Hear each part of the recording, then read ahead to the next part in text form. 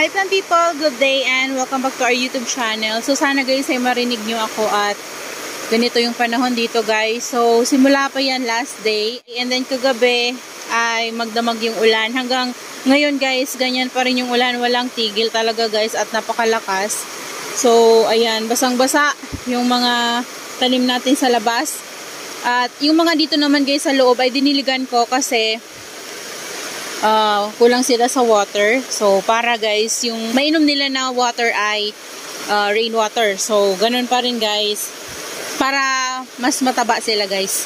Yan, kasi kapag umuulan talaga, yun din yung pagdilig ko sa kanila para may tubig. Kasi para magkasya guys, kasi sa dami nila nahihirapan ako guys na pagkasyahin yung isang drum talaga. So kapag ganitong maulan, dinidiligan ko talaga sila. And ayan, dito banda guys, ito yung ginawa ko. Ayan. So, dito ko nilagay yung mga pots na niready ko guys. And ito talaga, inayos ko to. Ayan siya. And nilagyan ko sila ng mga propagation ng Chloe and then hybrid Ellen. Ayan. So, pare-pareho na yung pots natin dyan. Ayan. Dami ko na guys propagation ng hybrid Ellen tsaka ng Chloe. So, yung mga cuttings na bagong Chloe guys, ay dun ko yan guys kinuha sa mga unang propagation ko na Chloe na tinanim ko sa heart pot. So, medyo matag na siya guys and naisipan ko na kuhanan ulit siya ng cuttings para mailagay dyan guys sa mga square pot. Ayan, para pare-pareho guys yung itsura nila. Magandang tingnan kapag uniform. Ito na yung mga pots na niready natin guys and ito nilipat ko to dito. Ayan, tapos ito, nilipat ko dito yung ating, sino to? Si Roomba. Yan. Ayan na lang yung natira ko guys na Roomba. Pero may mga propagation ako yan guys. Galing sa leaves. Ayan. Dito nilagay ko si si Black Knights. Ayan. Agaboids Black Knights. Si Black Sabbath. Tapos this one, di ko alam yung ID. And si Lipstick. Yan. Nilipat ko sila dito. Ayan. Nilipat ko. Ito yung free sa akin ni Succulent Amore guys. Yan, ganda ng tips nito guys oh. Tapos, meron ako ditong Monroe na nagbablock yung tips. Hindi ko alam kung bakit siya nagbablock guys, pero ayan siya oh. Parang, ewan ko kung bakit ganyan. Hindi naman yan ganyan dati guys eh. Tapos, nangyari, nagkaroon to ng mga mushy leaves sa ilalim. After no, naging ganito na yung leaves niya. Tapos ayan, okay na siya ngayon. Ganun pa rin yung tips niya, black pa rin. Ito naman, ito yung nasave ko na si Mirin ata to guys eh. Ewan ko kung tama Mirin or Red Moon.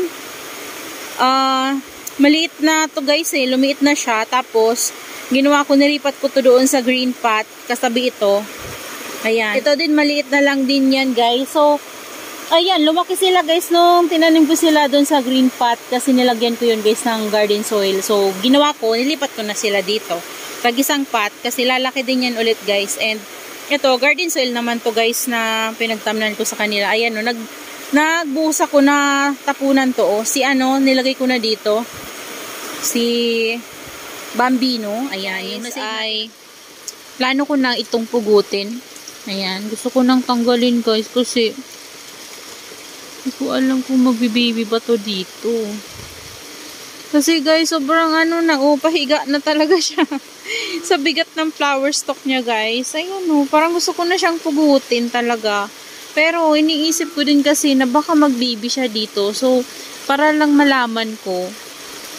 First time ko siyang pabulaklakin. So, ito yung bulaklak niya guys oh.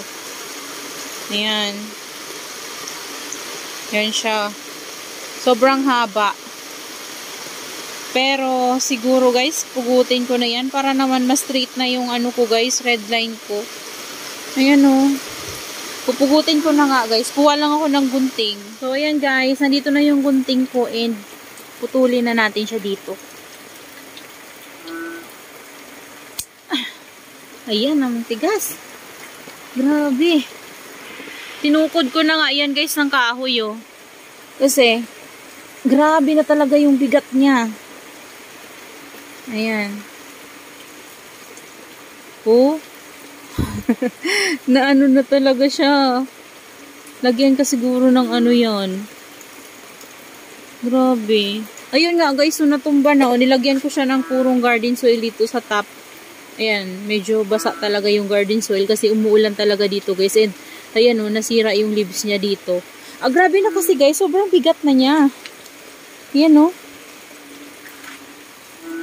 Yung dito, yung banana ko, nilabas ko doon. Tapos yung cheesecake ko guys, pinasok ko kasi baka masobraan sa water. So, yung banana naman yung pinaulanan ko para hindi na ako guys magdilig. Ayan. Tingnan nyo naman to guys, so si pulbo niyan.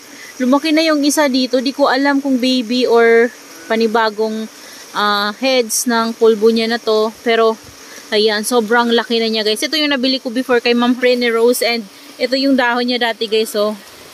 Yan. Kaso lang, nawawala yung drops niya guys. Dahil, ano dito, palaging maulan.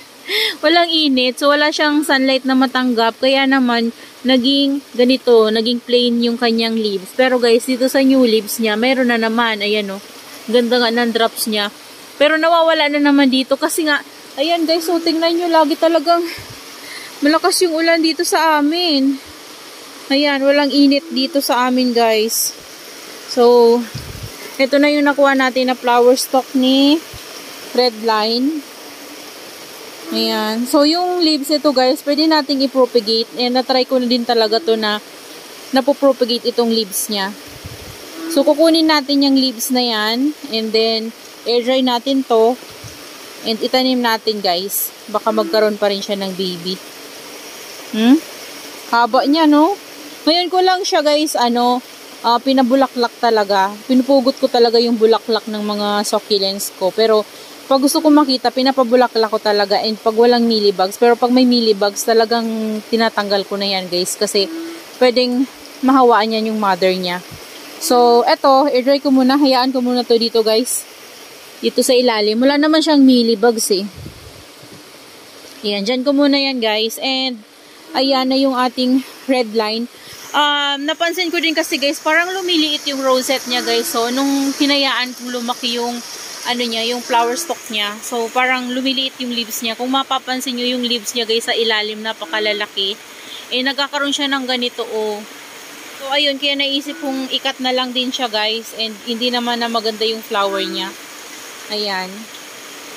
So, kawawa talaga guys itong ating macaron. Sobrang laki talaga ng macaron na to guys, oh. Tingnan nyo naman, oh, dahil nga pabaliko na to guys. Ayan, oh, na-deform na yung mukha niya kasi hindi na mainitan. Pero ang ganda pa rin ng niya guys, oh. Ng kulubot ng dahon niya. Grabe. Nasira nga lang yung dito. Magdadry yan guys. Kapag nagaganyan kasi nagiging yellowish na yan eh. So mawawala na yung leaves niyan. Grabe, ang tangkad na yan guys, oh. Ito, laki ng bato na to guys. So nilagay ko dyan para maano lang, hindi siya matumba. Tapos doon naglagay pa ako ng isa. And garden soil na talaga to guys. Though, yung nilagay ko dyan guys ay garden soil na rin at saka rice hull. Pero, hindi niya kaya guys. So, ginawa ko na lang. Nilagyan ko siya ng maraming garden soil sa top. Kasi hindi naman puno yung pot niyan. So, para lang guys, hindi na gumalaw-galaw. So, medyo maging matigas na yung pinakapuno niya guys. Kasi, kapag garden soil, kapag natuyo, na tumitigas guys yung lupa, ba diba? So, para hindi na siya gagalaw-galaw. Ayan o. Grabe, ang laki niya.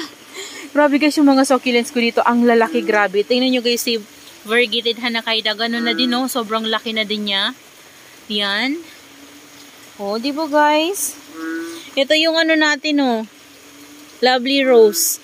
Kumunti yung dahon niya kasi kinuha ko guys. Ayan, oh. Nilaglag ko sa ilalim para ma-propagate ko. Kasi marami ako dyan mga lipropa, oh. Mga hybrid ellen yan. Nilaglag ko dyan. Malalaki na, oh. Nayaan ko lang guys. Yung ating Bill Baker, oh, ayan siya. Nilagyan ko na din to guys ng garden soil. Ang daming garden soil nilagay ko dito guys. So, ayan, mapapansin nyo, oh, puro na garden soil. Diba, oh? Oh. Diba? So, yan. Yan yung ginawa ko sa kanila guys. And napapansin ko kasi guys, nung nilagyan ko talaga sila ng garden soil, ang bilis nilang lumaki. Promise guys. Yun talaga yung na-observe ko sa kanila. Ayan. And dito din guys, oh. Ito yung niripat ko before. Ayan, si Tromso. Ayan guys, so. Maliit pa talaga to dati guys. And ngayon, ang laki-laki na niya sa akin, no. Nabili ko pa to kay Sir Mark before. Tatandaan ko talaga, ang liit-liit pa talaga nito guys. Ngayon, malaki na talaga siya. Ayan, so garden soil na din yan guys. Maraming garden soil. And then si ano to guys, oh. Ayan, ito tinry ko lang to guys, si Black Champ. So nabili ko to before kay Ma'am Herlets. And ito na siya guys. Ang ganda ni Black Champ. Oh, ang laki na niya. Grabe. Yan, yung ating ano guys, Madiba lace. Tingnan nyo, hindi na siya Madiba lace. Pwede na maging tabo yung kanyang dahon. Charot. Ayan kasi guys, tingnan nyo naman oh. Tingnan nyo yung dahon niya oh. Hindi na siya Madiba lace. Kasi yung Madiba lace, as in magkakadikit to, diba? So ngayon, ito, nung lumaki siya, ayan o, tingnan nyo guys, hindi na Madiba lace. Ano na ata to? Madiba spoon. Kasi para ng spoon yung ano, dahon niya. Kaya kapag dinidiligan siya guys, sastakan siya ng water. So, dapat dito lang ako magdidilig.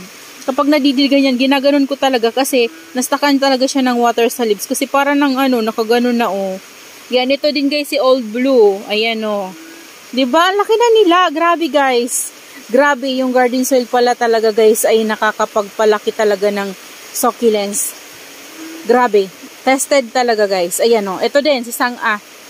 Ayan. O, kung mapapansin nyo guys, niripat ko na rin to. And itong mga ito yung dati nilang topping. So, kinuha ko lang, tapos binalik ko.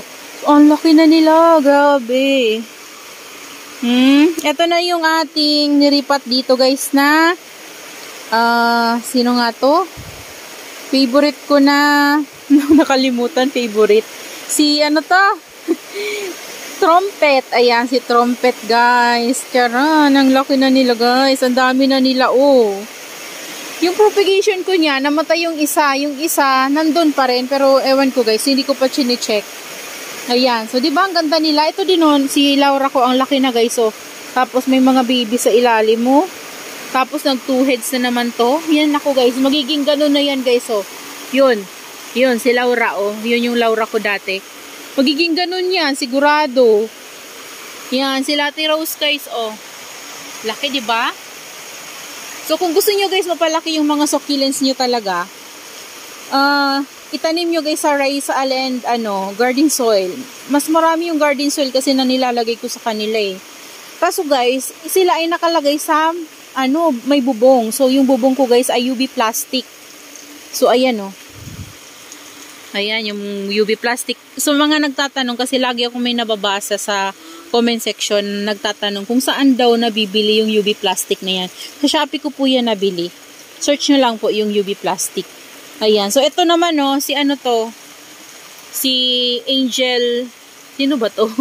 Nakalimutan ko na yung mga pangalan nila guys. Snow Angel. Ayan guys, so ang laki na din niya, 'di ba? Parang Monroe. Ito din si ano to, Horizon, oh. Tingnan niyo guys, grabe ang laki na din. Ito din guys, so lumaki na din, oh. Oh, yan si ano naman yan guys, si Heart Angel. Ayun yung ID niya, oh. Tapos laki na ng mga babies niya, oh. 'Di ba? Ang lalaki nila, grabe. Yan, ito pinagsama ko na guys si Pink Floyd and then si Lola ko guys para makalis ako ng space and magamit ko pa yung pot ni Lola. So, dun yan guys galing, oh, yung vacant na pot na yon. Dito ko na nilagay si Lola. Pinagtabi ko sila. Kasi nag-iisa lang din naman si Pink Floyd dyan sa pot na yan, no? Diba magkamukha sila guys? So, pero pink lang talaga si ito. Yan. Parang Lola din. Pero, ayan yata yung tinatawag nilang Pink Lola. Parang ganun. Yan. Ito na rin yung ating mga ano, oh, Robidona. Grabe. Yung lalaki nila, guys. Yan. Pero usog. Lalaki talaga nila. Promise. Yan. Yung ating Black Prince. Yan, ito na yung mga Black Prince natin guys. So, papansin nyo guys yung succulents nyo kung may growth. Kung nagiging ganito yung leaves nila guys. So, ayan. Kung mapapansin nyo ito black, diba? Tapos dito, sa bagong tubo nila, ganyan, no? Healthy. So, yan, pag may growth sila. Pero kung hindi yan guys, nagkakaroon ng growth, parang ganito. Ayan, no? Medyo mahina yung growth nito guys. So, yan. Kasi yung growth niya napupunta dito sa babies niya. Biglang nagkaroon siya ng mga babies dito sa gilid. Ayan, 1, 2, 3, 4. Ayun po, may maliit. So, dyan napupunta yung ano niya. Kaya, mas mabilis lumaki yung mga babies compare dito sa mother niya. So, medyo mahina yung growth nito. Compare dito guys sa mga single head lang talaga ng mga walang babies. Oh. Diba ang lalaki? Nabili ko yan kay Succulent de Amore guys. Grabe, ang gaganda talaga nila. Yan, ito na yung ano guys, oh, nagkaroon ng problema nung biglang init. So, medyo nakaka-recover na siya. And diniligan ko pala sila guys kanina ng tango. Yan kasi palaging ang maulan dito. So, nagkakaroon sila ng dot. Ayan o. Yun, nagkaroon sila ng dot guys o. Ay, yung itim na yun na bilog. Ano yan guys? Fungus. Yan, napupunggus to. Kaya ginagawa ko, dinidiligan ko sila ng tango. Yung systemic fungicide natin na tango. Ayan, pati itong mga ano natin guys, mga Pichno and Murasaki. Yan, diniligan ko sila guys. Yan, ito wala naman ng fungus guys. Pero yung dun kasi banda, nagkaroon yun ng fungus dati. So, nagda-dry pa lang yung mga natamaan niya guys ng fungus. Ayan o, tingnan nyo, wala na yung mga leaves dito. Kasi nagsi-dry out sila. Kaya yung bagong tubo nila, wala ng fungus. Pero ayan, baka kasi magkaroon na naman guys ng fungus. Kasi nga palaging maulan. So, ginawa ko, diniligan ko sila ng systemic fungicide na tango. Ayan. So, yun guys yung gamit ko sa kanila. Tango. Ayan o. Ganyan sila guys. So, kapag nagkakaroon ng fungus, tapos diniligan nyo ng systemic fungicide. O, ayan o. Yan. Kung magtatanong po kung saan nabibili yung tango, sa Shopee po. Doon ko din siya nabili guys. Ayan. So, kapag ganyan guys, pwede nyong tanggalin no, para dire-diretso na. Kasi wala din naman yan. Magda-dry out din yan guys eh. So, ayan o. Yan, yung mga bagong growth nila, wala na. Ito yung pinugutan ko guys dati oh. Ayan. Ito, siguro mga next year, pugutan ko din yan guys, yung mga yan. Pupugutan natin yung mga yan guys, next year. Para magkaroon sila ng mga new babies. Kasi pagdating ng mga bare months, malamig na naman. So, doon na naman yung growing season nila. Kasi, tiniming ko talaga guys yung growing season sa pagkat sa kanila. Kasi nga, mabilis silang lumaki. Kagaya, tingnan nyo guys yung mga purple delights natin. O, diba? Ang bilis nilang lumaki. Kahit nakakakat ko lang sa kanila guys. So, wala pa nga silang, wala pa silang 2 months. Simula nang mag-cuttings tayo. Pero, tingnan nyo guys, yung mga kinat natin, grabing lalago na. O, diba? Nakakatuwa, diba? Yan, mga lipropa lang guys, lipropa cuttings. Yan. Pero, ang gaganda. And, siguro nakatulong din talaga sa kanila guys, yung garden soil na ginamit ko. Marami akong garden soil na ginamit sa kanila. Dito guys, inayos ko na siya, Garden soil na din siya guys. Pero, hindi ko pa to guys dinidilig kasi basa yung garden soil na ginamit ko dyan pag repot ko. So, yun lang guys, yung may share ko sa inyo ngayon. Maulan dito and wala akong magawa kaya naisipan kong pumunta dito sa greenhouse and ayun, kita ko sa inyo itong ating mga succulents na grabe, ang lalaki na. Tingnan nyo guys. Sobrang lalaki na talaga. Yan, pero usog yung ating mga babies dito. Lalaki. So, per heads na to guys, sana naman, hindi na magdagdag pa. Kasi kapag nagdagdag pa guys, ewan ko kung ilang heads na yan. Ayan yung 1 head naging 2 heads tapos naging 4 heads. Ayan si Laura. So yun lang guys, maraming salamat po sa inyong panonood and see you on my next vlog. See you on my next vlog and mega love shout out kay Sir Gio, Sis Jamaica, Mama Donna TV. Hi po Mama Dons. And kay Sir Ernesto Gutlay at Fix and Review. And sino pa ba? Sis Babylina Sarita. Yan, Ma'am Mary Jean Ramos.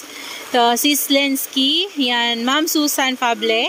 Ayan, maraming salamat po sa inyong suporta at maraming salamat po sa inyong panonood palagi. Yan.